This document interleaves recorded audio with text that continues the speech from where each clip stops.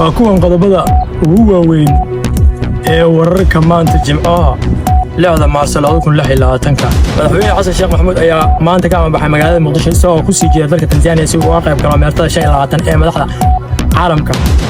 gudoomiyaha golaha shacabka ayaa ku dhawaaqay muddo kordhin hal sano ah isagoo xusay in baarlamaanka uu shaqayn doono muddo 5 sano ah. dowladda Soomaaliya ayaa dalka dib ugu soo celisay 12 muwaadin oo hore ugu xidhnaa dalka Suudaan. Soomaaliya ayaa si rasmi ah u ansixisay heshiis caalami ah oo la xiriira adeegsiga tamarta nukliyeerka. dagaalka bariga dhexe xiisadda u dhaxaysa Iiraan iyo Israa'iil ayaa sii xoogistay iyadoo Israa'iil ay duqeymo ka fulisay magaalooyinka Beirut iyo Tehran halka Iiraan ay gantaalo ku riday Tel Aviv. Iiraan ayaa soo saartay war shaki abuuray oo ku saabsan weerar maanta lagu qaaday dalka Azerbaijan.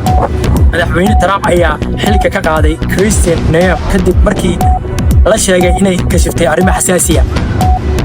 Dabaado Oromada ayaa lagu eedeeyay falal isugu jira kufsi iyo adoonsi galmo oo ka dhacay deegaanada Oromiya. warkeena maanta halkaas ayaan ku soo koobaynaa. Wassalaamu calaykum waraxmatullaahi wabarakaatuh.